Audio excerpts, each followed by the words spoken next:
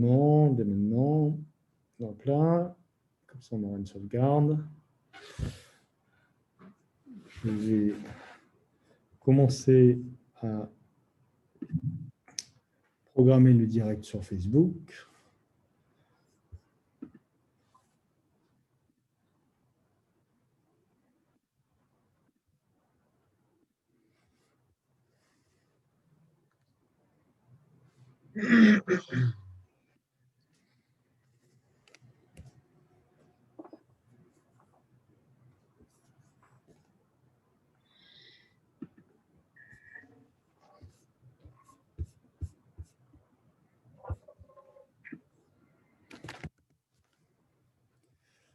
Bienvenue à tous les participants qui se connectent. Plein.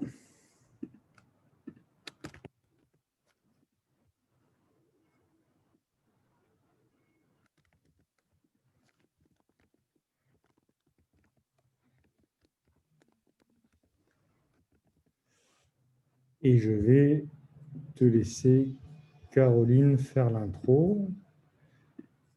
Là, je suis prêt. Je vais pouvoir diffuser sur Facebook. Je vais te mettre en grand, normalement. Voilà. Et voilà. On peut y aller. Eh bien, bonjour à tous et bienvenue. Merci beaucoup de nous rejoindre pour cette 4e partie de notre journée sur la tech au service du cerveau avec la French Tech ex-Marseille dans le cadre du Grand Bain. Donc, on est parti ce matin sur la détection des troubles liés au cerveau. On est passé cet après-midi sur les thérapies et la remédiation. Donc, on vient de sortir d'une table ronde super intéressante sur les évolutions, l'intelligence artificielle, les limites, la question de la confidentialité des données, la question des relations entre des startups, donc des entreprises privées, et puis les médecins, la question des investissements financiers. Est-ce que c'est possible? Est-ce que c'est difficile? Dans quel cadre? Etc. Et on est ravis de vous accueillir maintenant pour cet atelier où on va avoir l'occasion de vous présenter 4 startups qui ont développé différentes solutions en lien avec les thérapies digitales. Donc, sur le principe, chacune d'entre elles aura 6 minutes de présentation de son projet, suivi de 6 minutes d'échange libre. Et vous avez la possibilité d'utiliser le film de discussion pour poser vos questions afin qu'on puisse y répondre. Et on aura un dernier temps à la fin pour les questions qui n'auraient pas pu être traitées. Voilà, de mon côté, je vais essayer d'être là tout le temps, mais j'ai quand même des gros problèmes techniques. Donc, si j'apparais, que je disparais, ne vous inquiétez pas, de toute façon, il y aura toujours quelqu'un pour gérer l'atelier. Voilà. Donc, on va tout simplement commencer. On se demandait dans quel ordre commencer. Est-ce qu'on commence du plus ancien, du plus récent, par thématique? Et on s'est dit, bon, finalement, on va y aller par ordre alphabétique. Comme ça, on va tous s'y retrouver. Donc, je suis ravie d'accueillir Lionel Lamotte pour Exostim. Donc, Lionel Lamotte, tu es ergothérapeute. Tu es CEO avec l'accent pour Exostim, une application d'entraînement cérébral. Et à ce moment-là, je vais te passer la main, la parole et l'écran pour que tu aies ton temps de présentation sur ta solution. Bonjour à tous. Alors du coup, je partage l'écran.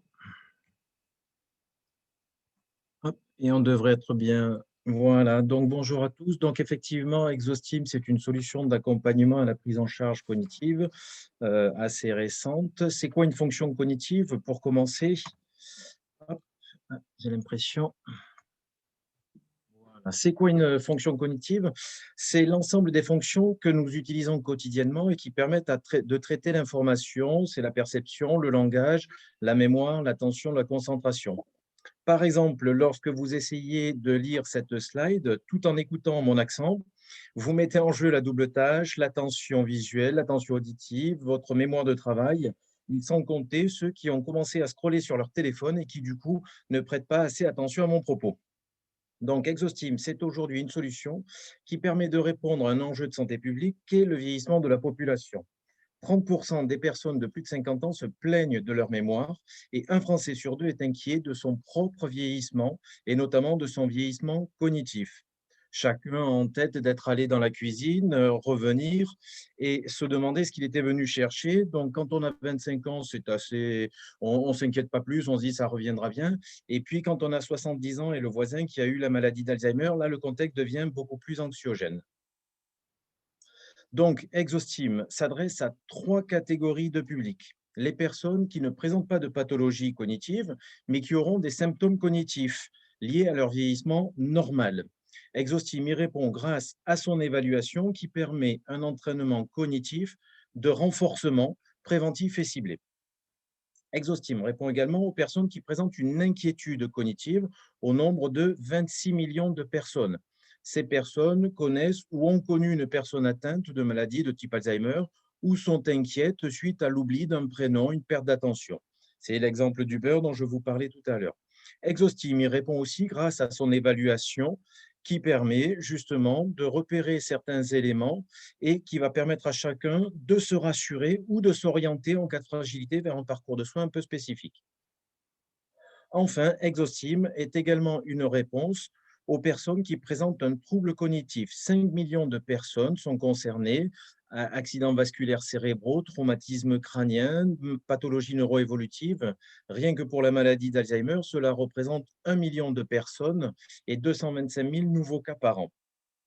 Exostime y répond grâce à son évaluation qui permettra d'identifier les fonctions cognitives à traiter.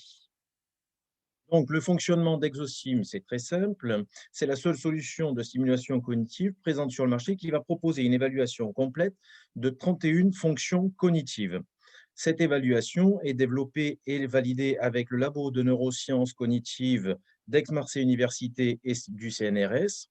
Le fonctionnement d'Exostime est très simple. L'utilisateur va télécharger l'application Exostime sur Android ou iOS, sur son appareil mobile, tablette ou smartphone, et va pouvoir réaliser une série de 42 exercices d'évaluation normalisés.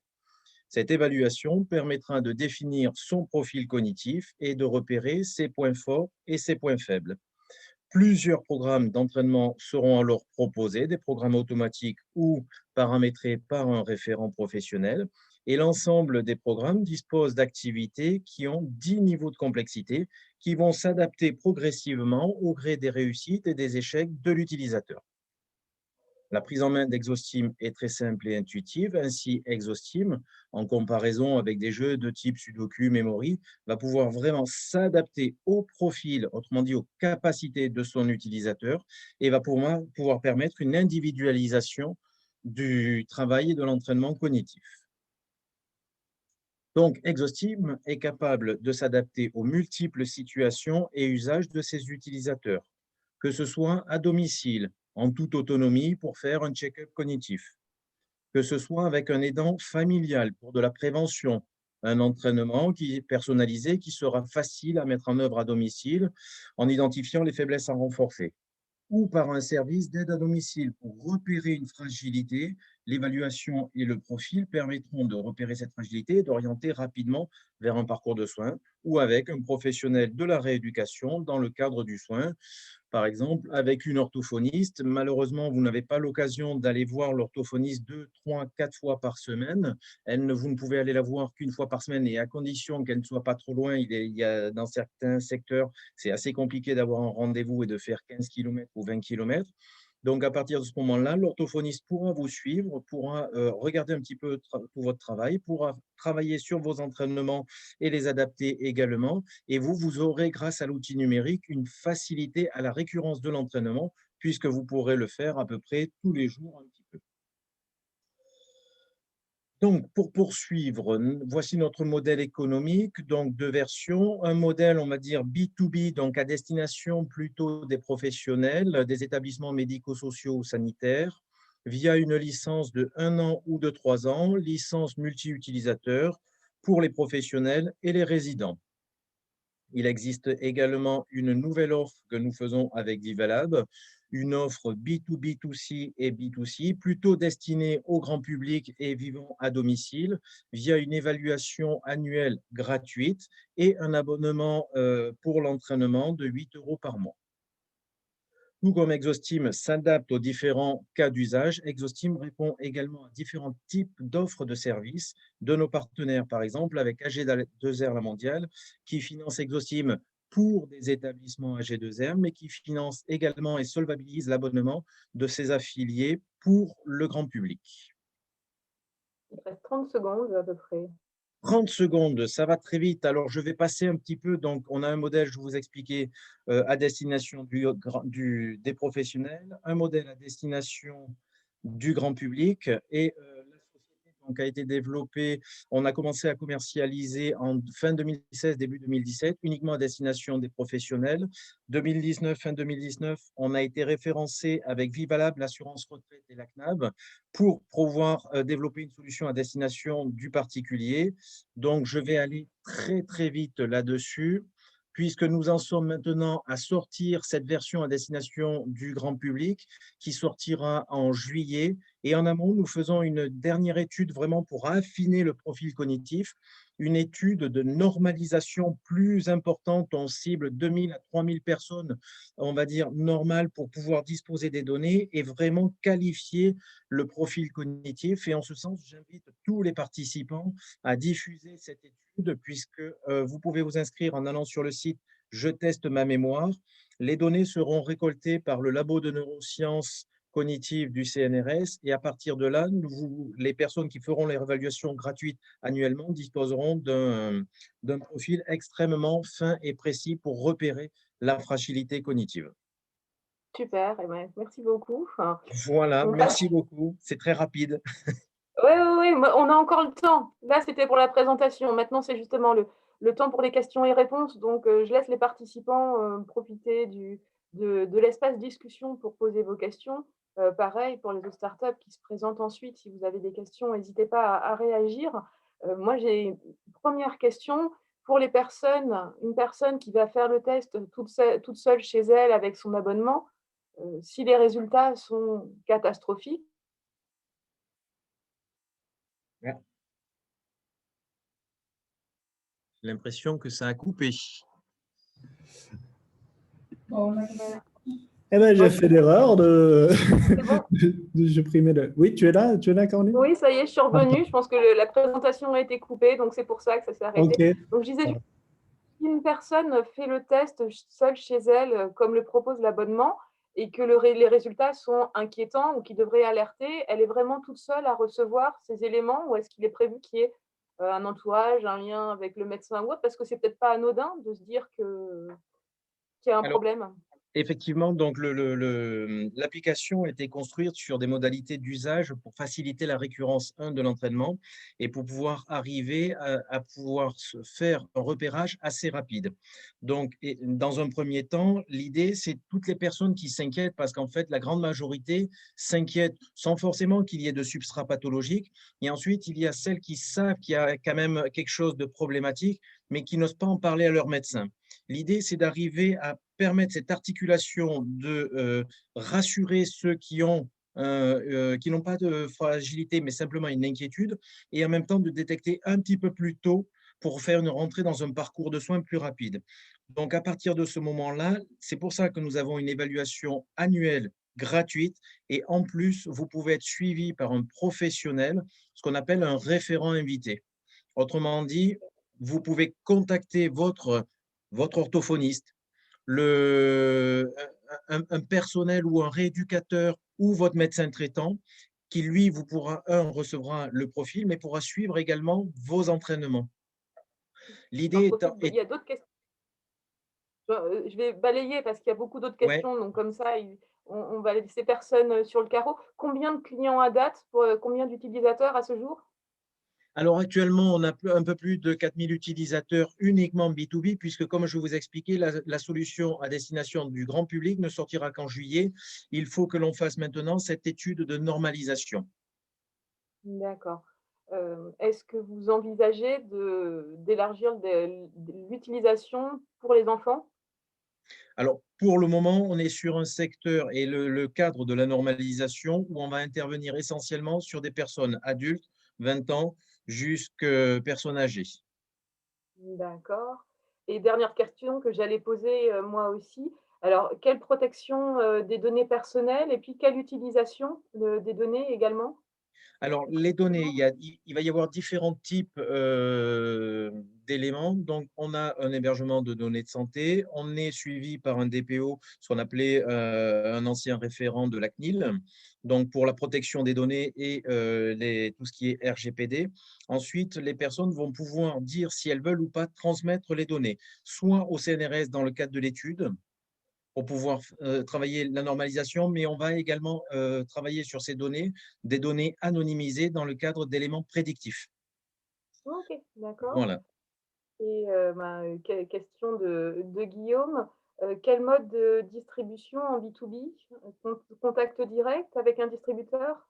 Alors, pour le moment, en B2B, vous nous contactez directement puisqu'il faut connaître un petit peu les besoins de l'établissement. Notamment, les difficultés sont est-ce que vous avez du matériel, pas de matériel? Et il y a quand même une mise en place de thérapies non médicamenteuses, de stimulation cognitive, qui nécessite un engagement de l'établissement. Vous ne pouvez pas simplement télécharger un applicatif et dire à vos résidents en EHPAD, ben voilà, maintenant on a Exostime. Il faut engager un petit accompagnement et notamment de ce qu'on appelle, nous, des prises en main. Oui, bien sûr, que ce soit, pour les résidents comme que ce soit pour le personnel soignant. Exactement, Sinon, ça sert strictement à rien, c'est ça va ça. être utilisé une fois et il y aura pas de suivi. Et justement, vous avez des retours utilisateurs en EHPAD? Ah ben, on a des retours très intéressants, effectivement, puisqu'on est maintenant dans plus d'une centaine d'établissements et avec un taux de fidélisation très important. D'accord, OK, merci. Est-ce qu'il y a, d'autres questions que vous souhaitez, poser à Lionel? Je vois rien sur le chat. Super, bah, Lionel, merci beaucoup et puis de toute façon, il y aura encore le temps d'échange, à la fin, s'il y a d'autres questions qui se posent, sur Exostime et on va passer à Ability et à Bérangère. Donc, Bérangère, bonjour. Bonjour. D'autant plus, ravie de t'accueillir que tu es, adhérente à la Handitech et que ton projet a été lauréat au Handitech Trophy. Donc Ability, on vous suit, depuis la rentrée, depuis que je suis arrivée à la Handitech. Depuis que je suis arrivée à la Handitech, j'entends parler d'Ability. Donc, comme pour Lionel, hein, tu vas avoir 6-7 minutes de présentation et puis 6 minutes pour les échanges. Donc, on te laisse démarrer. D'accord, bah, merci beaucoup Caroline. Alors, je Je partage me mon déconnecterai, écran. ce sera normal, je me reconnecterai. Ah, hop. Est-ce que c'est bon pour vous? Oui. Vous voyez? Oui, ok, merci. Alors, donc, bonjour, je me présente. Donc, je m'appelle Bérangère Henrion et je suis l'une des deux cofondatrices du projet Ability que je vais vous présenter. Mais avant d'aller plus loin, j'ai commencé par la genèse de ce projet. Donc, le projet est né pendant un hackathon lors de nos études d'ingénierie. Et avec ma collègue Marie-Odile, nous avons rencontré Léandre, qui est un jeune adolescent atteint d'hémiparésie. Et c'est durant cet événement que nous avons été sensibilisés à ce handicap que nous ne connaissions pas et que nous avons, avec Léandre, eu l'idée de ce projet. Mais alors, qu'est-ce que l'hémiplégie ou l'hémiparésie? Alors, l'hémiplégie, c'est la paralysie totale ou partielle de la moitié du corps et c'est l'une des principales séquelles suite à un AVC. Mais ça peut être également dû à un traumatisme crânien, une tumeur ou encore une infection. C'est donc un handicap qui peut arriver à n'importe quel moment de la vie et à n'importe quel âge. Nous avons pris conscience que la rééducation du membre supérieur et la récupération des fonctions motrices était plus longue que celle du membre inférieur. Et en plus, la déficience motrice de ce membre supérieur causait des difficultés dans la vie quotidienne de plus de 700 000 personnes en France, dont beaucoup d'enfants et de jeunes adultes. Donc, pour récupérer ces fonctions motrices, les personnes doivent faire de la rééducation qui est souvent jugée longue et difficile pendant plusieurs mois, plusieurs années, voire à vie, comme Léandre. Donc, nous avons constaté que la motivation était aussi un facteur clé dans le parcours rééducatif du patient et que pourtant, aujourd'hui, il y avait encore peu d'outils ludiques et accessibles aux professionnels de santé et aux patients. C'est donc face à ces constats que nous avons créé Ability, une solution ludique de réalité virtuelle conçue pour la rééducation des personnes hémiplégiques. Donc, notre mission est de donner et de redonner de l'autonomie motrice à toutes ces personnes au quotidien, que ce soit dans les établissements de santé ou directement à domicile avec un suivi médical à distance. Donc, nos principaux objectifs sont de rendre le patient acteur de sa rééducation, d'augmenter le temps global de la pratique de la rééducation et dans le but donc d'aider au retour à l'autonomie des patients plus rapidement, mais aussi donc en s'amusant. Donc, alors, pourquoi la réalité virtuelle? Donc, c'est grâce à l'univers immersif de la réalité virtuelle que nous pouvons adapter technologiquement la thérapie miroir. Donc, la thérapie miroir, c'est une méthode de rééducation efficace basée sur la plasticité cérébrale.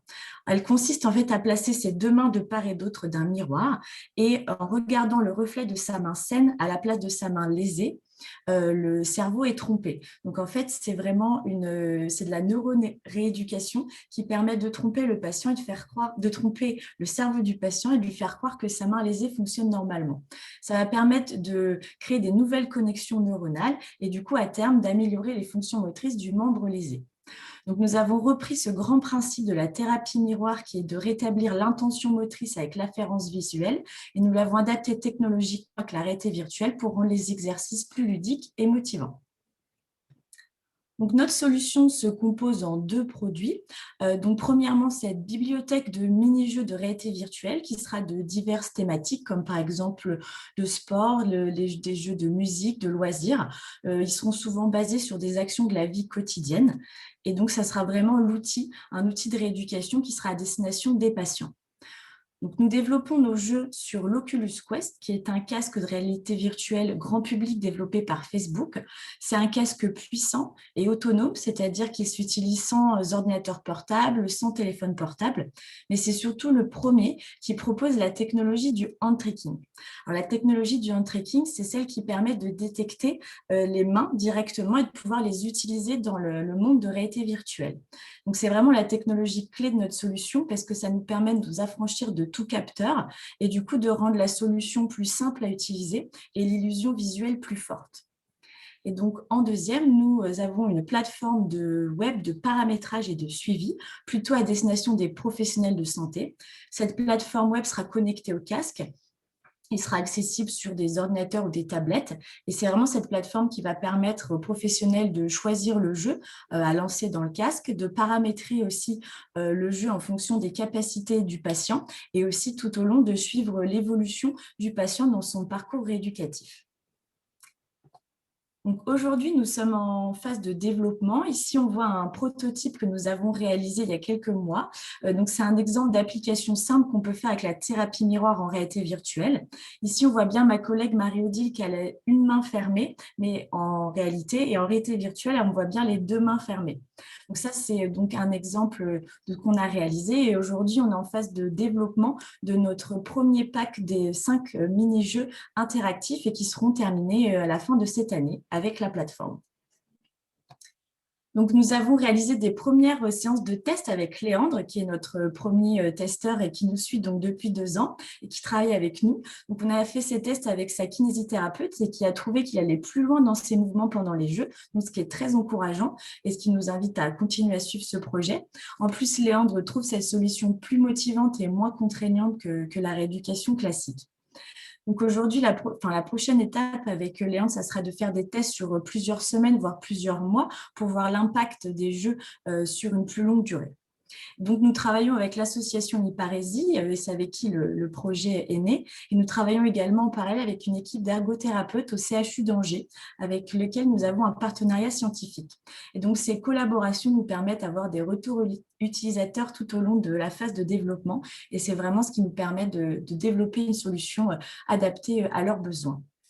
Il te reste 30 secondes, si tu veux. Ben voilà, justement, j'allais terminer en disant que si vous avez besoin de plus d'informations, vous pouvez nous contacter ou voir notre site internet. Et pour suivre l'évolution du projet, vous pouvez aussi nous suivre sur les réseaux sociaux. Je vous remercie pour votre attention. Alors, ça va couper, disparaître. Je vais revenir. J'ai plein de questions. Est-ce que, sinon, je laisse la slide Écoute, oui, pourquoi pas. Et puis comme ça coupera avant le prochain. Ça me va très bien comme ça, Bérangère. Donc, comme je disais au début, j'étais ravie parce que moi, je suis ce projet depuis le mois d'octobre, mais il n'y a pas que ça. Je trouve que déjà, technologiquement, il est très intéressant. En plus, on voit bien que vous êtes, pour le coup, un projet vraiment à son commencement, avec un début en école, C'est ça. qui rajoute encore un intervenant. Quand on parlait tout à l'heure des liens entre le médical, avec les startups, les entreprises, mais il y a aussi ce lien avec les écoles. Et je trouve fascinant que maintenant, des jeunes générations puissent tout de suite s'emparer de tous ces outils qui, il y a quelques années, ce qui était il y a quelques années impensable. Donc là, vos projets dans les mois à venir, votre calendrier, vous en êtes où plus exactement? Alors exactement, là aujourd'hui, on affine le business model. Donc, dans un premier temps, on va vraiment vendre la solution aux établissements de santé, puisque comme on continue le co-développement avec eux, ça nous permet aussi d'avoir accès aux patients plus facilement. Mais dans 2 ans, notre but, c'est de aussi commercialiser la solution à domicile. C'est vraiment le but final, c'est que les personnes puissent faire de la rééducation à domicile avec un suivi médical. Donc là, c'est notre objectif cette année, c'est d'avoir 3 partenariats scientifiques et de commencer la commercialisation en fin d'année avec ce premier pack de jeux et la plateforme. Voilà un petit peu les objectifs pour le Alors, projet. il y a une question de Guillaume par rapport à la marque du casque. Est-ce que vous serez dépendant tout le temps de cette marque-là spécifiquement? Et puis, une autre question, mais ça doit être une question de spécialiste. Est-ce que vous développez en Unity? Alors oui, c'est ma collègue Marie-Odile qui Je veux bien savoir ce qu'est l'Unity parce que je ne connais pas. Alors, c'est un logiciel qui est très utilisé pour développer en réalité virtuelle. Et donc, c'est sur ce logiciel-là qu'on développe. Et donc, c'est ma collègue Marie-Odile qui fait pour le moment tout en interne et qui développe la solution technique.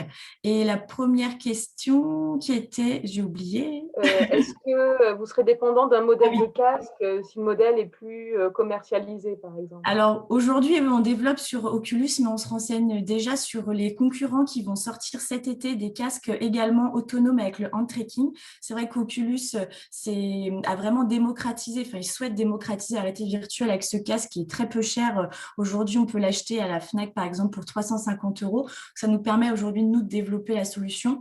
Mais on n'est pas basé forcément sur celui-ci pour vendre, parce qu'il y a HTC et Pico qui vont sortir des casques aussi très intéressants cet été. Donc, on a fait une veille technologique permanente pour suivre ces évolutions technologiques qui vont très vite. D'accord. Et là, c'est vraiment le fait que le hand tracking existe sur le casque qui vous permet de cibler l'hémiplégie des membres supérieurs. Est-ce que vous pensez déjà aux évolutions possibles sur d'autres pathologies? Alors, pour le membre supérieur, oui, on est vraiment spécialisé sur ce membre-là. Le membre inférieur, on verra, je pense, plus tard. Après, pour les autres pathologies, on nous a déjà parlé de Parkinson, d'énormément de troubles qui vont toucher, sans être parlé d'hémiplégie, des membres supérieurs. Donc, on est en train de voir, là, on se spécialise vraiment sur l'hémiplégie, mais on est en train de voir aussi après, à terme, les jeux pour qui pourront servir aussi au plus grand nombre. Donc, on essaie aussi de se renseigner, mais dans un premier temps, on essaie de se spécialiser, ce qu'il faut bien commencer par quelque part. Mais oui, je pense qu'il y a beaucoup de potentiel et avec le hand tracking, on peut vraiment travailler sur de l'appréhension fine. Donc, c'est ce qui est le plus dur à récupérer, les fonctions de la main. Donc, on essaie de répondre à tout ça. D'accord. Et pour vos clients, est-ce que ce sont les établissements médico-sociaux ou les patients en direct, ou est-ce qu'il y a d'autres modèles en plus? Non, alors les établissements aussi, dans un premier temps, vraiment les centres de rééducation qui font de la rééducation souvent intensive et du coup qui ont besoin de plusieurs outils pour diversifier les séances. Après, on pourra aussi peut-être toucher d'autres établissements de santé comme les foyers d'accueil médicalisés. Et après, donc les patients aussi, on espère dans 2 ans, donc à domicile. Mais voilà, et puis les hôpitaux, bien évidemment, qui ont des services de rééducation dans leurs établissements. Bien sûr. Et puis alors, dernière question, est-ce que vous avez pu travailler avec des groupes IT pour vous accompagner sur le projet afin de développer la solution? Et sinon, quels sont vos soucis pour les rencontrer? Alors les groupes IT, c'est… Ouais, c'est Bon, alors Jean-Michel. Jean-Michel, est-ce que vous pouvez préciser à qui vous pensez, par exemple? Parce qu'aujourd'hui, oui, on est accompagné par la Fondation Deloitte aussi pour les aspects de cybersécurité, pour la protection des données. Non, Après, mais je pense de mon côté, par exemple, à Microsoft, qui accompagne certains projets oui, non. sur l'autisme ou sur le lock-in syndrome. Peut-être que Oui. c'est à ce type de structure que pensait Jean-Michel. Est-ce que vous êtes en lien avec eux? Bah voilà, Microsoft, Oui, CGI, c'est vrai etc. qu'ils sont très, très actifs dans le développement de projets dans le domaine du handicap, mais nous, on n'a pas de lien direct. On est accompagné par la Fondation Deloitte, la Fondation Soprasteria avec des coachs, mais c'est vrai qu'on n'a pas eu encore l'occasion, peut-être par la suite, mais Bon, mais de toute façon, avec… comme Microsoft est adhérent, on leur repassera le message et on fera une mise en lien. Merci Jean-Michel de nous avoir relancé sur le sujet. Et puis, si vous avez des liens, je pense que Bérangère et toute l'équipe seront preneurs. Alors, toute dernière question. Concurrence chez Facebook, ils sont 10 000 à travailler sur la réalité virtuelle en ce moment. Est-ce qu'il y a une concurrence chez eux? Ah, sur leur casque? J'ai pas bien compris la question. C'était une question de Guillaume, mais comme Guillaume, tu interviendras tout à l'heure, je pense que tu pourras poser… Non, mais vous m'entendez? Oui. Oui, c'est bon. Non, la question, c'est juste, où c'est une mise en garde. C'est toujours bien d'avoir des concurrents. Il faut juste avoir en tête qu'ils sont 10 000 chez Facebook à travailler sur la réalité virtuelle. Donc, attention à ce qu'ils n'entendent pas trop vite parler de votre projet, parce que forcément, Facebook, c'est une machine de guerre, et notamment sur la réalité virtuelle, parce qu'effectivement, ils y croient beaucoup, et c'est pour ça qu'ils ont racheté Oculus. Donc, voilà, c'est juste faire attention à ça, quoi. On a déjà échangé avec eux, mais j'ai l'impression que ils n'ont pas l'air intéressés par le handicap. Je pense que c'est pas les valeurs du groupe pour le moment, mais c'est vrai qu'après on fait attention. Mais après voilà, leur but aussi, ils ont des Oculus for Business, donc justement qui sont censés aider les entreprises à utiliser leur casque. Donc, mais en tout cas oui, on fait attention. Merci. Ouais, parce que si la barrière à l'entrée n'est pas suffisamment forte, ça peut les attirer. C'est juste ça. D'accord, merci. On pourra reprendre ce sujet sur la fin. Voilà. Jean-Michel a des liens pour Bérengère, donc on pourra passer. Je vous propose qu'on passe à la personne suivante, donc à Lexico. C'est Hector, Oui, qui est bonjour à président tous. de la structure, qui va pouvoir présenter. Et comme ça, je te laisse prendre la main. Et Hector, moi, je disparais et je reviens. Donc, Super, il faut juste que Bérengère enlève son partage d'écran et je pourrais partager. J'attendais que Caroline finisse de parler au cas où elle nous quitte. Lexico, donc c'est un outil d'aide pour les enfants souffrant de troubles de l'apprentissage au travers d'un jeu vidéo. Donc, c'est très bien, ça laisse une cohérence par le jeu entre Bérengère et Hector. Donc, Bérengère, tu peux arrêter le partage d'écran. Hop, et je vais prendre le relais. Est-ce que vous voyez mon écran correctement? Oui, c'est parfait. Super, écoutez, je suis ravi de vous présenter Lexico. Donc, Lexico, c'est une entreprise qu'on a pu créer l'année dernière et notre combat, ce sont les troubles de l'apprentissage. On s'adresse principalement aux enfants de primaire et on leur propose un outil d'accompagnement pour les accompagner dans leurs apprentissages de lecture, écriture, compréhension et orthographe. Alors aujourd'hui, ces enfants, quel est le principal besoin dont qu'ils vont représenter? Ça va être un suivi personnalisé. Ces enfants, ils ont un besoin crucial de suivi personnalisé auquel malheureusement, ils ne sont pas capables d'avoir accès. Alors pourquoi ils ne sont pas capables d'y avoir accès? Pour deux raisons. Aujourd'hui, il y a deux solutions qui sont à leur disposition. La première, ça va être le système scolaire classique.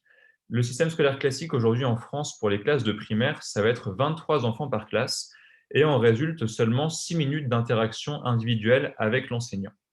Alors malheureusement, ce n'est bien évidemment pas du tout suffisant pour répondre à leurs besoins spécifiques. La deuxième solution, ça va être les orthophonistes. Les orthophonistes en France, aujourd'hui, on en a un peu plus de 25 000 et en résulte des listes d'attente souvent très très longues. Ça va jusqu'à 18 mois selon les régions pour avoir accès à un suivi orthophoniste. Et quand l'enfant a la chance d'avoir accès à ce suivi, ce sont moins d'1 heure de suivi par semaine dans 87% des cas. Et le constat que nous avons fait qui est flagrant, c'est que tous les orthophonistes sont d'accord pour nous dire que faire plus, ce serait théoriquement mieux pour les progrès de l'enfant. En revanche, elles sont toutes d'accord pour nous dire que c'est en pratique impossible, puisqu'elles ont des contraintes d'emploi du temps, puisque l'enfant va également avoir des contraintes liées à son emploi du temps scolaire, et donc en pratique, on est limité à 7 heures de suivi par semaine quand l'enfant a la chance d'être suivi. Alors comment on vient s'interfacer avec ce constat? Aujourd'hui, Lexico, on est une solution qui est conçue pour être utilisée à la maison dans l'idée de prolonger le suivi qui est effectué par cet orthophoniste pour cet enfant. Et on va être capable de lui offrir un suivi qui soit personnalisé selon ses difficultés, ce sur quoi il doit s'entraîner, au travers d'un jeu vidéo. Et c'est notre angle d'attaque qui nous rend unique. Alors comment ça se passe concrètement? Ça se passe en 3 étapes. D'abord, premièrement, on va proposer à l'orthophoniste de l'enfant une plateforme sur laquelle l'orthophoniste va pouvoir renseigner le niveau de l'enfant et très précisément ce sur quoi il doit s'entraîner, les sons sur lesquels il a des difficultés, les mots sur lesquels elle a travaillé avec lui en séance, tout ça, elle va pouvoir le renseigner directement sur Lexico et créer ce qu'on appelle un chantier de travail. Et à partir de ce chantier, deuxième étape, nous, on va adapter automatiquement le contenu du jeu en conséquence pour que l'enfant, quand il se retrouve à la maison, il puisse directement jouer sur un contenu qui soit adapté à ses difficultés, au son sur lequel il doit s'entraîner et toute la mécanique qui est mise en place par l'orthophoniste pour l'aider à progresser. Et troisième étape de ce suivi, on va pouvoir extraire des données d'utilisation qui vont permettre de modéliser le progrès de l'enfant et de le suivre au fil du temps. Donc, de l'utilisation que va faire l'enfant sur le jeu, on va être capable d'analyser les temps de prise de décision, les temps de parole, les taux d'erreur, tout ce genre de choses, on va être capable de les analyser pour construire des métriques de progression pour l'orthophoniste, pour que l'orthophoniste soit capable de suivre précisément son progrès, mieux le comprendre et se focaliser sur l'essentiel en séance physique. Alors, je vais vous montrer une démo très rapide pour illustrer mon propos. Ça correspond à la solution que nous avions il y a quelques mois. Hop, la vidéo dure 30 secondes. Vous pouvez voir donc qu'on est un jeu vidéo d'arcade assez classique qui peut-être vous rappelle certains jeux classiques et dans lequel on va interfacer certains exercices. Ici, un exercice d'assemblage syllabique qu'on a pu faire tester. Donc, bien évidemment, ça plaît énormément aux enfants. Toujours du jeu d'arcade classique qui permet de mixer exercice et jeu. Un second exercice de confusion. Et enfin, un exercice d'analyse de voix en temps réel que nous avons développé pour permettre à l'enfant de s'exercer sur sa vitesse de lecture. Hop, je reviens à la présentation. Quelques mots rapides sur notre équipe. Donc, on a été créé l'année dernière. Nous sommes deux associés, Wilmer et moi-même. Wilmer avec une vraie expérience dans tout ce qui est développement full stack et moi avec une expérience d'ingénieur également en tant que data scientist, machine learning et intelligence artificielle. On a été très vite rejoint par Marie-Laure, qui est une orthophoniste et qui va être en charge de toute la partie conception du jeu, réflexion des concepts orthophoniques et également des relations avec l'APHP qui est un de nos partenaires et toute notre communauté d'orthophonistes partenaires. On a également deux recrutements qui ont été faits ce mois-ci. Erwan, qui est un game artist, qui va nous aider sur le développement du jeu pour le rendre ludique, attrayant et s'inscrire vraiment dans la durée du suivi de l'enfant. Et également Elodie Royan, qui est une développeuse full stack qui va pouvoir assister Wilmer sur le développement de la plateforme, aussi bien du côté orthophoniste que du côté jeux vidéo. Et également plusieurs autres recrutements prévus pour cette année. Et je vais conclure ma présentation en vous expliquant que nous sommes très présents à la fois sur Internet. Vous avez notre site internet lexico.fr sur lequel vous pourrez voir tout notre projet. Et nous sommes également très présents sur LinkedIn, sur Instagram, sur lequel vous pouvez voir toutes nos avancées, toute notre actualité et vous renseigner sur notre projet. Voilà, un grand merci pour votre écoute et je suis à votre disposition si vous avez des questions. Merci Hector, c'est parfait. Donc, je laisse les personnes qui le souhaitent réagir dans le chat. Première question, tu as cité la PHP. Vous avez quel lien avec eux?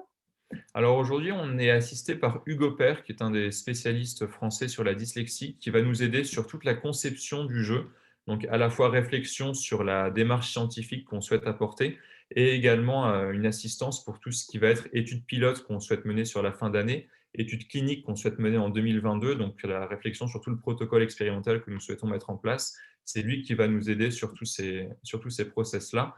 Et c'est également grâce à lui qu'on va pouvoir avoir accès à toute son équipe d'orthophonistes pour faire tester le jeu, pour le faire l'améliorer et faire un développement de produits aligné avec leurs besoins.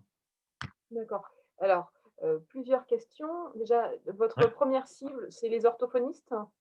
Alors, effectivement, nous, on est dans un premier temps indissociable du suivi qui est fait par l'orthophoniste.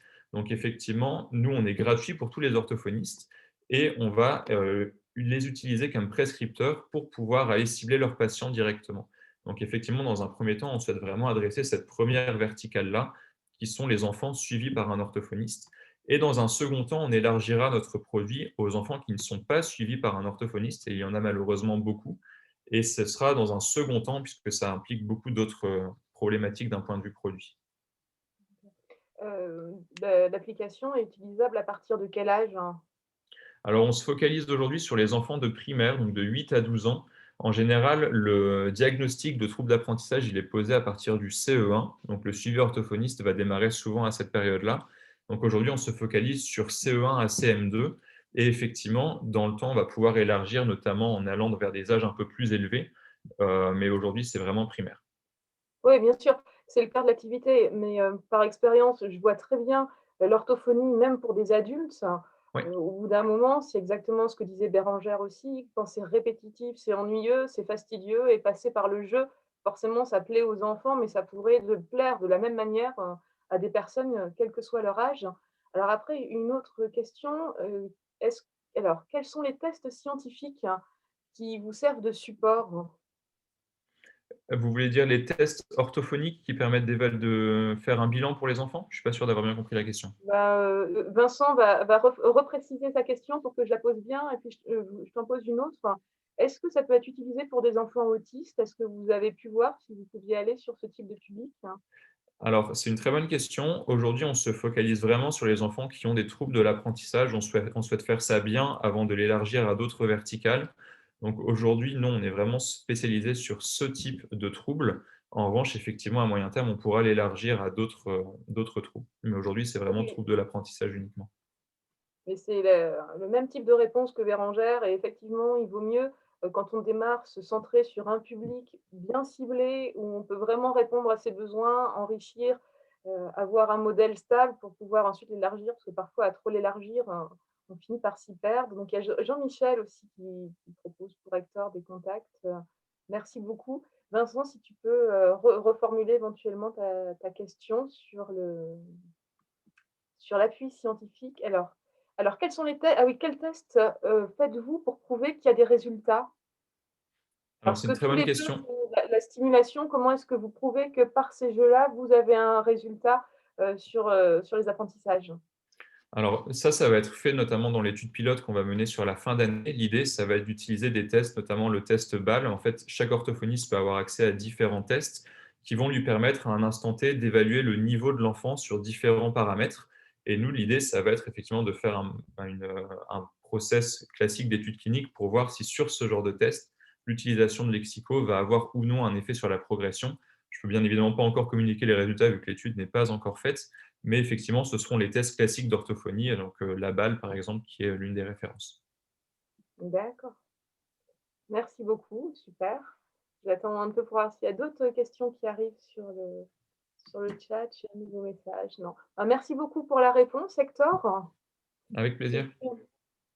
On va pouvoir passer la main à la dernière présentation, donc avec Guillaume pour VirtiSense. Donc pareil, Hector, je veux bien que pour l'instant, tu n'arrêtes pas le partage d'écran, comme ça je ne suis pas déconnectée tout de suite. Donc Guillaume, par contre, si tu peux remettre peut-être ta vidéo. Là, je ne peux pas. Pour l'instant, je ne peux pas. D'accord. Ah bah voilà, ça y est, si, c'est bon. Tu es avec nous, donc merci. Donc Guillaume, tu es cofondateur de VirtiSense et VirtiSense, dans la description, tu l'as décrit comme une capsule immersive multisensorielle et effectivement, quand on regarde le film, c'est tout à fait ce qu'on voit. Donc je suis ravie de te donner l'occasion de présenter cette solution. Merci. Je te Par laisse contre, j'arrive pas à faire les tours d'écran. Ouais, j'arrive pas à partager. Ah, ça va peut-être être possible maintenant. Normalement, c'est bon maintenant. Hop. Alors, est-ce que vous voyez mon écran? C'est bon. C'est bon. Alors, OK. Alors, on y va. Donc, Guillaume Lucas, je suis cofondateur de VirtiSense et je suis ravi aujourd'hui de vous présenter notre solution qui s'appelle aussi VirtiSense. On n'a pas été très créatif à ce point de vue-là. Alors, qu'est-ce qu'on fait? En fait, on adresse un problème qui est lié au fait qu'un certain nombre de personnes sont en long séjour dans des établissements, ou alors malheureusement elles sont prisonnières de leur corps ou de leur psychique, et donc elles ont besoin de se reconnecter ou de se connecter tout simplement à des sensations un peu fortes et un peu positives. Et pour faire ça, on s'est donné pour mission d'apporter du bien-être et de la relaxation à des personnes en situation de fragilité. Donc soit des personnes, alors plutôt dans des EHPAD ou dans des EMS, et ou des personnes qui souffrent de handicap ou de polyhandicap.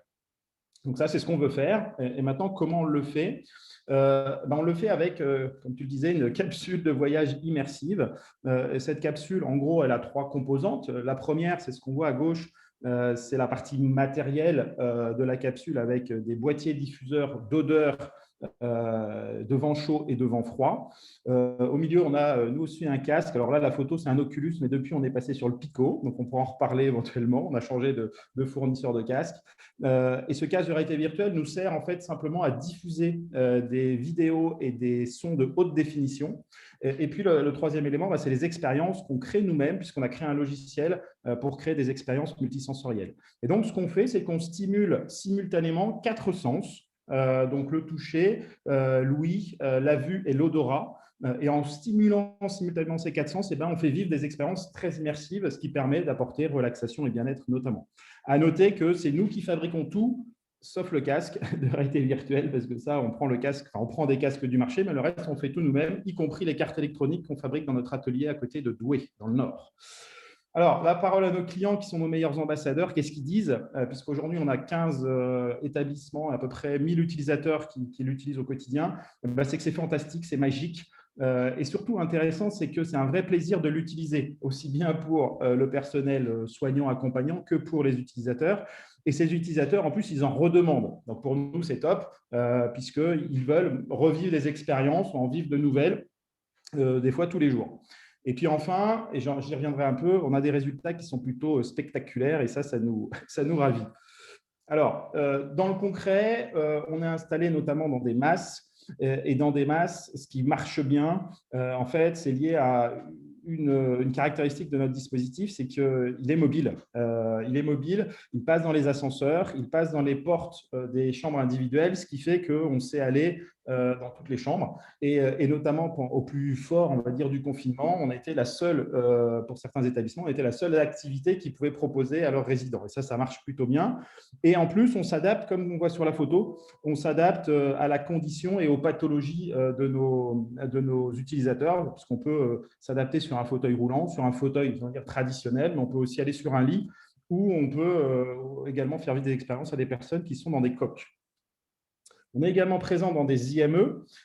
Et dans des IME, ce qui est marquant, c'est qu'on a des expériences qui marchent très bien auprès des enfants. Et comme on est nous-mêmes à l'initiative des expériences, on fait vivre ce qu'on veut, donc des choses un peu plus ludiques. On va faire vivre des expériences dans les toboggans pour les enfants, un petit peu moins sur Venise, ils sont un petit peu moins intéressés par Venise, par exemple. Et puis, ce qui est important aussi, c'est que comme la prise en main du dispositif est très simple, puisqu'il n'y a qu'une seule prise à brancher, finalement, le personnel est ravi de l'utiliser et il l'utilise même pour lui-même, puisque pour se relaxer, il n'y a rien de tel qu'une petite expérience de 5 à 20 minutes pour se relaxer. Enfin, on l'utilise également dans des EHPAD, où là, ce qui est à noter, c'est qu'il y a un travail qui est possible après les expériences, en groupe, pour permettre de faire parler les personnes de ce qu'ils ont vécu, les expériences qu'elles viennent de vivre en termes de sensations, quand elles sont allées à Venise, parce qu'en EHPAD, ils aiment bien aller à Venise, en Égypte, en Écosse, etc. Ils racontent des choses et donc il y a quelque chose qui se passe après coup. Et puis, dernier élément, c'est que le bien-être qu'on fait vivre, il est durable. À tel point qu'on nous a rapporté à plusieurs reprises qu'il y avait une diminution de la prise d'anxiolytiques et de psychotropes suite aux expériences qu'on fait vivre. Alors, pour en arriver là, on a eu des partenariats avec une sophrologue, une psychologue, une psychomotricienne pour développer les expériences. D'abord dans la relaxation, avec des thèmes qui sont spécifiques, dans la découverte et dans l'évasion, pour permettre aux personnes de s'aérer l'esprit et de se déconnecter du quotidien, et puis également en connexion avec ce qu'on appelle les souvenirs positifs, grâce à des lieux connus, que ce soit la plage, la forêt ou carrément des lieux, des localités proches de là où sont les personnes. Et puis pour la suite, on travaille avec le monde médical, donc le Centre hospitalier de Roubaix, de Valenciennes, le CHU de Lille et Santélis, pour développer à la fois une version miniaturisée de ce qu'on fait, mais également pour adresser la problématique de la perte de sens avec le Living Lab de Valenciennes, et une problématique autour de la sexualité en EHPAD et auprès des personnes handicapées avec le Centre hospitalier de Roubaix. Les perspectives de développement, elles sont autour de la tablette connectée qui sort fin mai et qui permettra d'interagir avec la capsule. Et puis, donc, un proto mini. Et intéressant, on travaille sur la luminothérapie et sur la robotique molle, avec l'idée en 2024 d'obtenir la reconnaissance, entre guillemets, du dispositif médical, alors qu'aujourd'hui, on est clairement sur la relaxation et le bien-être. Donc, si vous voulez en savoir plus, n'hésitez pas à me contacter, que ce soit par téléphone, par mail ou sur notre site Internet. Et puis, si vous êtes un peu geek, vous pouvez flasher le QR code et vous aurez accès à un magazine, enfin, le magazine de la santé de France 5 qui montrait l'utilisation de notre dispositif dans un EHPAD. D'ailleurs, la conclusion de Marina Cardancos, à la fin du reportage, c'était vu comme ça les rend heureux, il faut généraliser, c'est vraiment une bonne idée et je suis complètement d'accord avec elle. Voilà. Oui. Merci beaucoup. Merci Guillaume. Et puis, le temps d'avoir les premières questions sur le chat, je vais rajouter aussi, c'est vrai qu'avec le jury, quand on a vu toutes les présentations, tous les dossiers et qu'on a vu le tien m'a fait particulièrement tilter parce que j'ai travaillé 10 ans sur la prévention de la maltraitance des personnes âgées. Je suis intervenue à l'hôpital de La Roche-Guyon avec des enfants polyhandicapés, où j'ai pu voir l'effet de la zoothérapie et l'effet de l'arrivée de musiciens dans les chambres, ou des enfants avec qui on n'a aucun contact, aucune communication, tout d'un coup. Il y a une étincelle de réveil parce qu'ils entendent la musique. J'ai vu aussi qu'ils développaient une salle sur les sensations, où on met les enfants avec une lumière douce, avec du tactile, avec des odeurs, mais c'est toute une salle. Donc, c'est extrêmement difficile. Là, c'est vrai que c'est beaucoup plus simple et tu as très bien parlé de la facilité d'usage. Après, ce qui est très marquant aussi, c'est la baisse de psychotropes qui a été notée. Est-ce que ça, par exemple, est-ce que c'est ces effets, c'est quelque chose que vous avez quantifié, objectivé?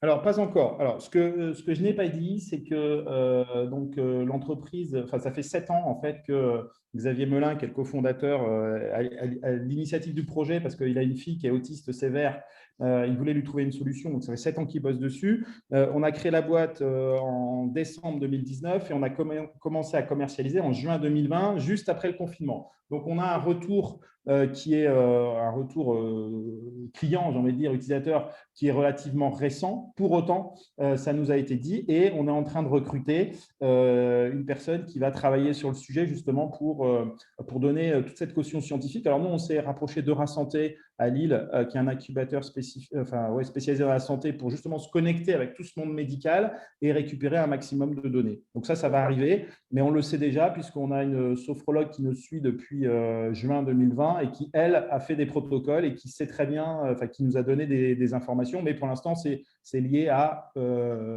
une source, mais on a eu les mêmes retours dans 2 EHPAD, donc on sait qu'il y a quelque chose, on ne l'a pas encore mesuré. D'accord. Et alors, 2 questions plus financières. Quel est votre business model et quel est le prix de la solution? C'est un forfait, c'est un abonnement, ça fonctionne comment? Ouais. Business model, aujourd'hui, on est exclusivement dans la location auprès des 3 segments que vous avez vus. Alors, il y a les hôpitaux aussi qui s'y mettent et puis les cliniques, donc tant mieux. Donc, on loue, on va vendre aussi en parallèle à partir de l'automne 2021, lorsqu'on aura la certification CE par un organisme extérieur. Parce qu'aujourd'hui, on est auto-certifié, mais demain, pour vendre, on veut être certifié par un organisme extérieur. Et aujourd'hui, le tarif le plus cher, entre guillemets, parce que ça va dépendre de la durée de la location, mais pour 1 an, qui est la durée la plus faible de location qu'on propose, c'est 849 € par mois. Mais on descend après en fonction de la durée de la location. Ramené au nombre de patients et à la journée, on parle de 30 à 40 centimes. Et par rapport à ce que ça apporte, sachant que ça peut être utilisé, et c'est utilisé dans certains EHPAD notamment, mais aussi dans des masses jour et nuit, ramener à l'utilisation qui en est faite, c'est vraiment rien du tout. Alors, c'est une somme, mais ramener à l'utilisation et surtout ramener à la valeur que ça procure, c'est rien du tout. Oui, parce que pour la baisse des psychotropes, le bien-être, Voilà. les personnes qui sont désorientées, qui ont des crises d'angoisse ou autres, on peut très bien imaginer que ce soit vraiment une solution intéressante pour elles. Ouais. Tout à fait. Et je reviens juste sur ce qu'on disait tout à l'heure par rapport, c'est la question que je posais par rapport à Oculus, parce que nous, on travaille avec un Oculus Go et du jour au lendemain, quasiment Facebook, Oculus a décidé d'arrêter l'Oculus Go. Heureusement qu'on maîtrisait la technologie aussi en Unity et qu'on savait programmer sur différents casques, parce que sinon, dès que l'Oculus a arrêté, on était un peu embêté. C'est pour ça que c'était ma question de tout à l'heure. Donc maintenant, on travaille sur des Pico. Demain, on peut travailler sur d'autres types de casques. Mais c'est important, effectivement, de maîtriser la techno. Et nous, on maîtrise la techno et de l'électrotechnique et le software. Pour l'instant, on fait tout en interne. Donc, c'est l'avantage. Et on fabrique en France, dans le nord de la France. Donc, tout est made in France. Donc, voilà. Il nous reste quelques minutes pour les personnes qui voudraient poser des questions donc à l'un de nos 4 intervenants. Mais en fait, Guillaume, je pense que ce qu'il nous faudrait, c'est pour le prochain confinement, il nous faudrait un Virti-Truck, où vous pourriez passer de Ouais. ville en ville avec pour qu'on Alors, réussisse à quitter nos maisons. Ouais. Alors, je ne souhaite pas qu'il y ait un prochain confinement parce que c'est marrant pour personne, même si heureusement pour nous, ça nous a un peu porté, mais bon, ce n'est pas à souhaiter. Après, cette notion de Virti-Truck, on y pense. Ça fait partie et on va le mettre en place sur la côte d'Opale, donc vraiment tout au nord de la France. On va le mettre en place en septembre prochain. Il y aura 2 Virti-Truck qui passeront dans une trentaine d'établissements.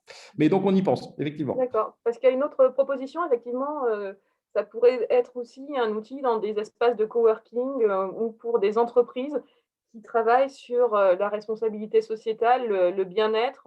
Il y a parfois des cours de yoga, des cours de relaxation. On pourrait imaginer qu'un appareil tel que celui-ci ait aussi sa place pour des salariés.